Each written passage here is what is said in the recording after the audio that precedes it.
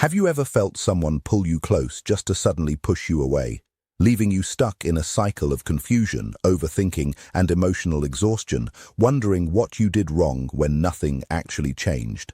Have you ever known someone who seemed to send completely mixed signals? One moment they make you feel deeply connected, and the next they seem unreachable, distant, or emotionally shut off. Their behavior leaves you wondering whether they care at all. But what if the person who appears the most detached is actually carrying some of the strongest emotions beneath the surface? And what if there is one revealing pattern that exposes everything they work so hard to conceal? Today, on Avoidant Decoded, we're diving into a side of avoidance psychology that many people never truly understand.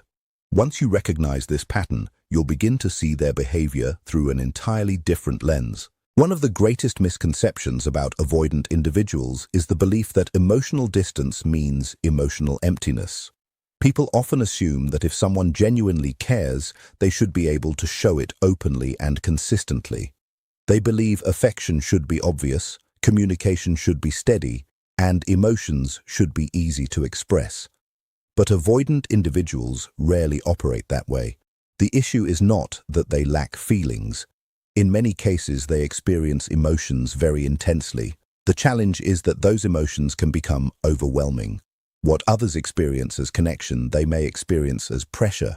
What others see as love, they may interpret as vulnerability that feels difficult to manage. An avoidant person can genuinely enjoy being around you. They may think about you often, appreciate your attention, and feel a deep emotional connection. Yet when those feelings become stronger and harder to ignore, something inside them begins to react. Rather than moving closer, they instinctively create distance. This isn't always because they want less connection. Often, it's because they're trying to regain a sense of emotional stability. For many avoidant individuals, this response was learned long before they ever met you. Somewhere along the way, vulnerability became associated with discomfort, disappointment, rejection, or emotional overwhelm. They may have grown up in environments where expressing needs wasn't encouraged. Perhaps they learned that relying on others was risky, or that independence was the safest way to protect themselves. As a result, when genuine emotional intimacy begins to develop, it can trigger discomfort rather than security. You may notice moments when they seem remarkably open. During these periods, they can appear warm, attentive, and emotionally present. They might share personal thoughts, show affection, or allow you to see parts of themselves they usually keep hidden. Then, almost without warning, everything changes. Their messages become shorter, their energy shifts, they seem harder to reach. The openness disappears, replaced by distance and silence. To the person experiencing it, this sudden shift can feel confusing and painful. It often appears inconsistent or even contradictory. But from the avoidant person's perspective, something very different is happening. They are attempting to regulate emotions that feel larger than their comfort zone. Many avoidant individuals struggle to fully understand their own emotional experience. They may miss someone deeply while convincing themselves they don't need anyone. They may care intensely while finding it nearly impossible to express that care directly. Inside them, there is often a constant battle between what they genuinely feel and what they feel safe revealing. That internal struggle creates behavior that can look cold from the outside while masking significant emotional activity beneath the surface. This is why relying solely on observable actions can sometimes lead to misunderstandings. Silence does not always mean indifference. Distance does not always mean a lack of feelings. Sometimes these behaviors are simply coping mechanisms developed over years of emotional self-protection. Understanding this doesn't excuse behavior that causes pain, nor does it mean you should ignore your own emotional needs. What it does offer is a different perspective. Instead of asking why they don't seem to feel anything, a more accurate question may be this: why do emotions affect them so strongly that they struggle to manage them? That shift in perspective changes everything. When you realize their challenge is often the intensity of their emotions rather than the absence of them, you begin to understand why love can feel threatening to them. What appears to be a lack of care is frequently a fear of becoming emotionally overwhelmed. One of the most common mistakes people make is automatically interpreting distance as rejection, When someone pulls away, it's natural to assume you've done something wrong. Most people immediately question their worth, wondering whether the other person's feelings have disappeared. With avoidant individuals, however, emotional withdrawal is often driven by internal discomfort rather than a loss of affection. In many situations, distance emerges precisely because the connection has become meaningful. The closer they feel to someone, the more vulnerable they become. The more invested they are, the greater the perceived risk of emotional pain, disappointment, or loss of control. For someone who has spent years protecting themselves from emotional exposure, that vulnerability can feel overwhelming. Creating space becomes their way of restoring balance.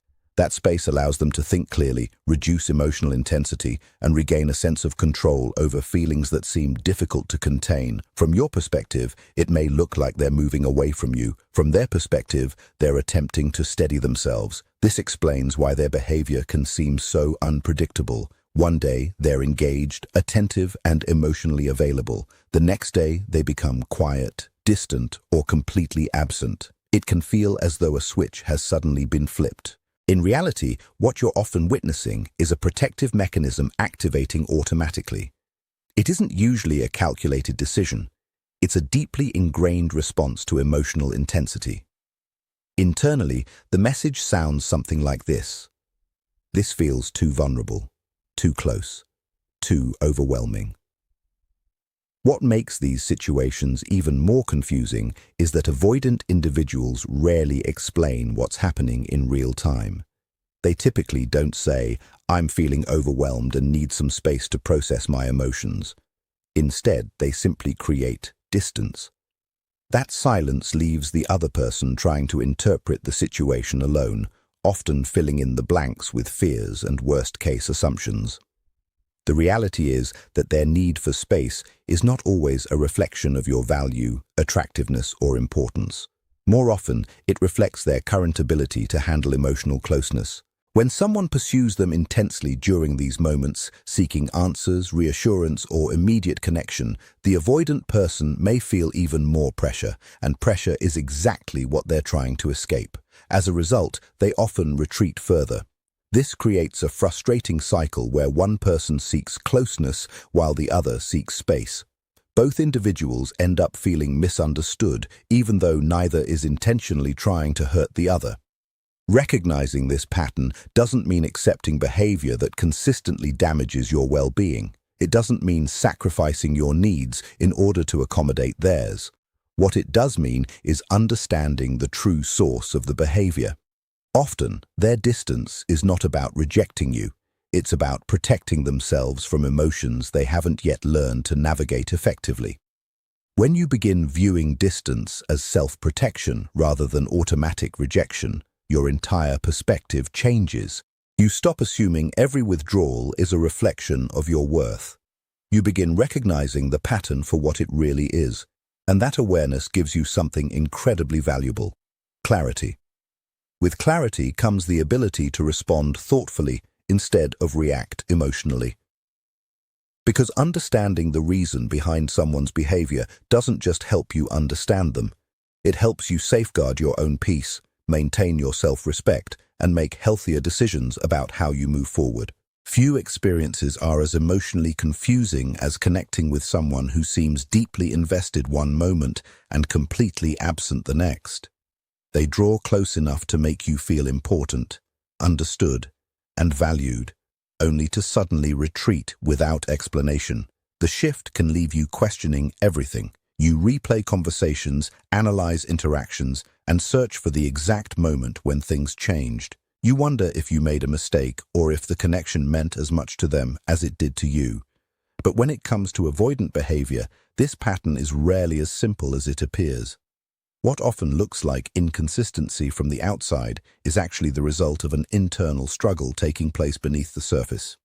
Many avoidant individuals live in a constant tug-of-war between two opposing needs: the desire to connect and the desire to protect themselves from the risks that connection brings. Part of them genuinely wants closeness.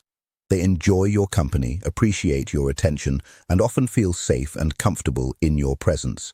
During these moments, they allow themselves to lean in. They become more engaged, more responsive, and more emotionally available. Conversations flow more naturally. Their walls seem lower.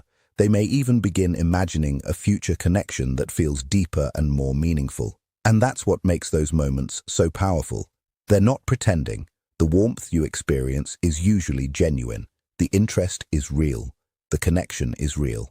However, as emotional intimacy begins to grow, another force starts pushing back. Fear. Not necessarily fear of you as a person, but fear of what emotional closeness represents. For someone with avoidant tendencies, deeper connection can trigger uncomfortable thoughts and feelings. They may worry about losing their independence, becoming emotionally dependent, or eventually facing rejection and heartbreak. Sometimes these fears are obvious to them.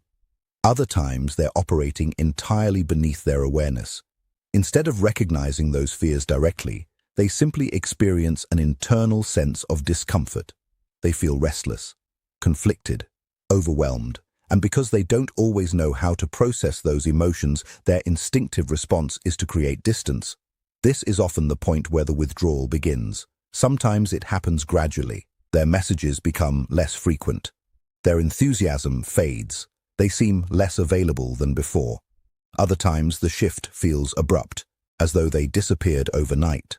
To the person experiencing it, the change can feel shocking.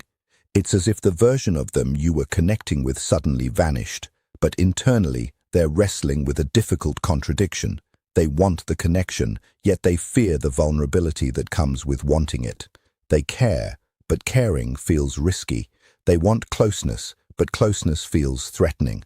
And because they don't know how to hold both realities at the same time, they retreat. What makes this cycle particularly difficult is that it creates equal amounts of hope and confusion. Whenever they return, it often feels like things are finally moving in a healthier direction. They show more effort, more consistency, more emotional presence. You begin believing that perhaps they've worked through whatever caused the distance before. For a while, everything may feel different, and sometimes it genuinely is. But if the deeper fear remains unresolved, the same pattern often resurfaces. The emotional connection grows stronger. The discomfort returns. Distance follows. Then the cycle starts all over again. It's important to recognize that this behavior isn't always an intentional attempt to manipulate someone's emotions. In many cases, avoidant individuals are not fully aware of the pattern themselves. They simply know that when emotional intensity reaches a certain point, they feel compelled to pull away. Then, after enough time and space have passed, the feelings they attempted to suppress begin resurfacing. The emotional connection they tried to escape starts drawing them back again. The cycle isn't usually driven by control. It's driven by uncertainty and a lack of emotional tools. Consistency feels difficult because intimacy feels difficult. For the person on the receiving end, however, the impact can be exhausting. You find yourself constantly adjusting to changes you can't predict. You're trying to understand behavior that rarely comes with explanations. You hold on to the good moments while struggling through the painful ones. Over time, the uncertainty can create a sense of instability, leaving you emotionally exhausted and constantly bracing for the next withdrawal. This is why recognizing the pattern matters so much. Once you understand that the cycle is happening inside them, you stop automatically blaming yourself for it. You begin seeing that their behavior is often connected to unresolved fears rather than your shortcomings. And that understanding allows you to make decisions from a place of clarity instead of confusion. Understanding the push and pull dynamic doesn't mean tolerating endless inconsistency. It doesn't mean sacrificing your own emotional well-being in hopes that things will eventually change. It simply means recognizing the pattern for what it truly is, a cycle fueled by the conflict between desire and fear. And when you can see that cycle clearly, you stop becoming trapped inside its emotional highs and lows.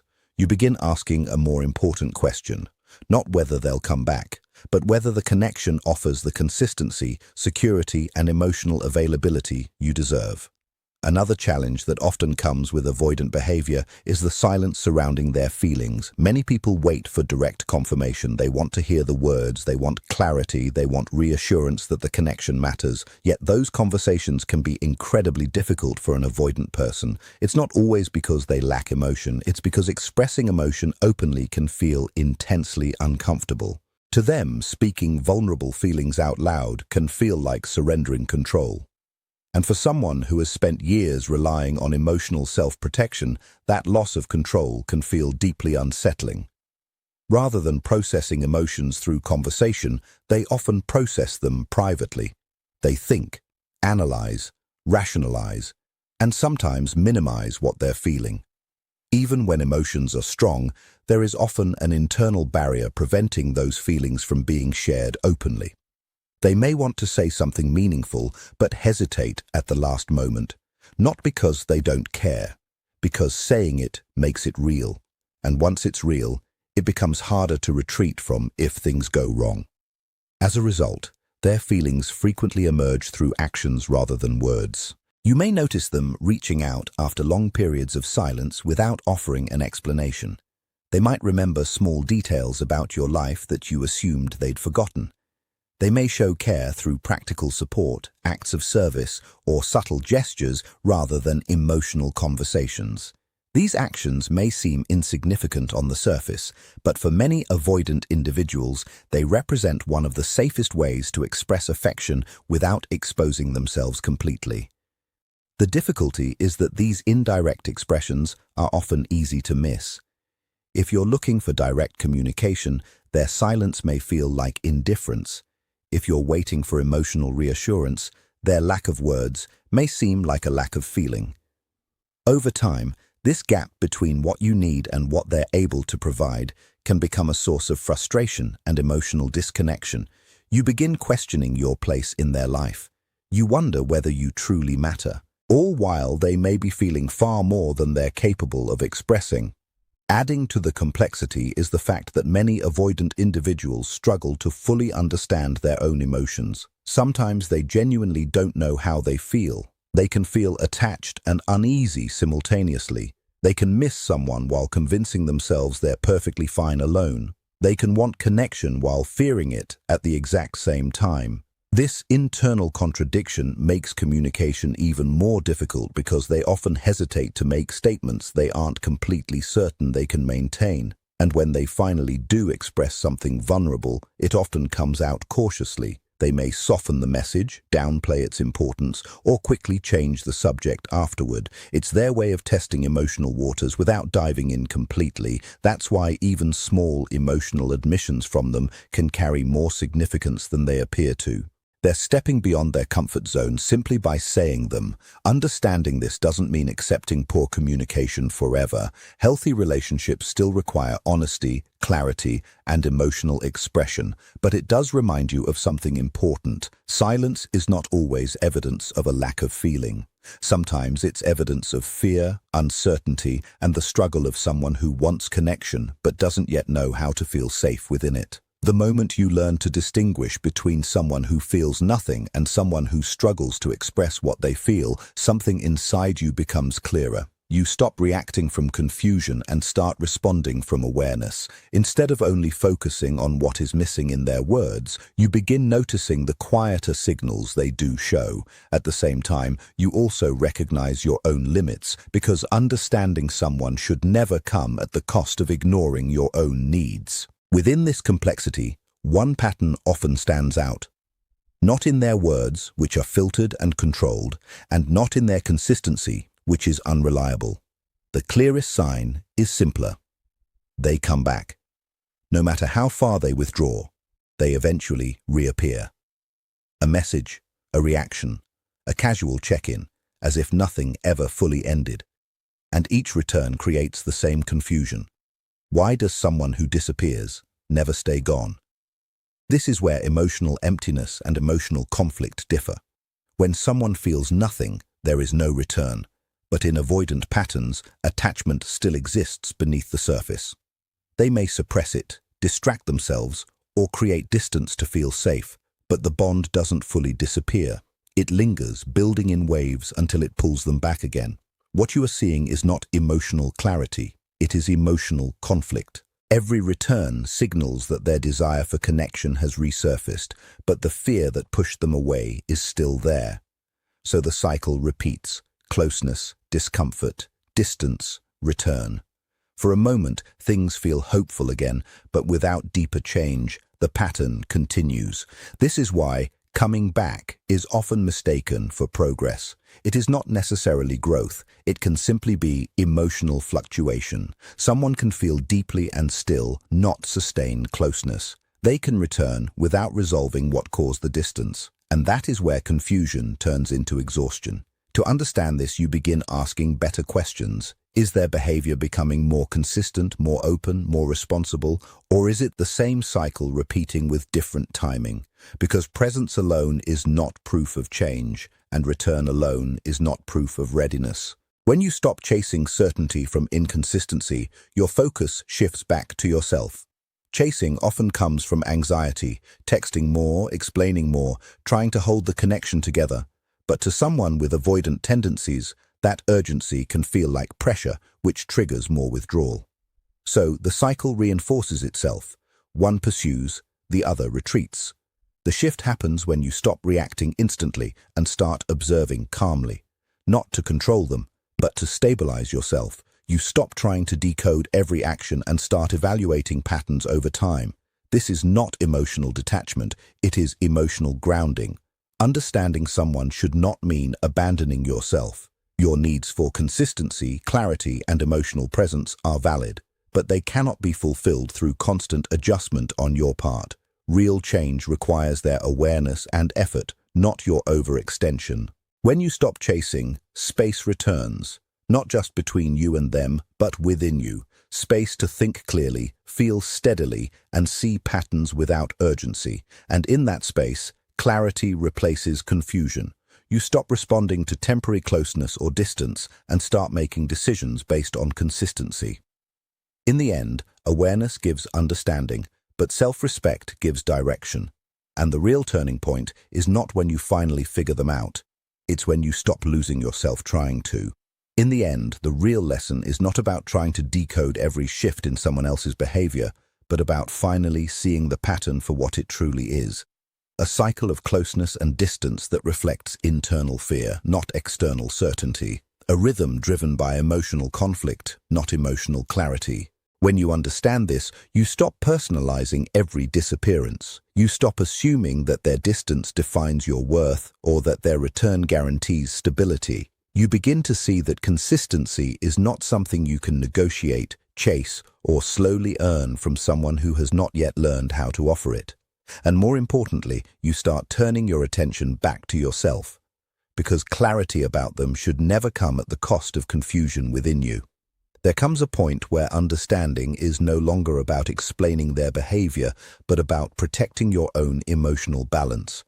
You can recognize their fear, their push and pull, their return and retreat, and still acknowledge that you cannot build peace inside something that constantly shifts beneath your feet. Real emotional maturity is not found in holding on tighter. It is found in knowing when holding on is costing you your inner stability. So the question eventually changes, not why do they act this way, but what am I still willing to tolerate at the expense of my peace? Because when someone is ready, their presence is consistent, not confusing.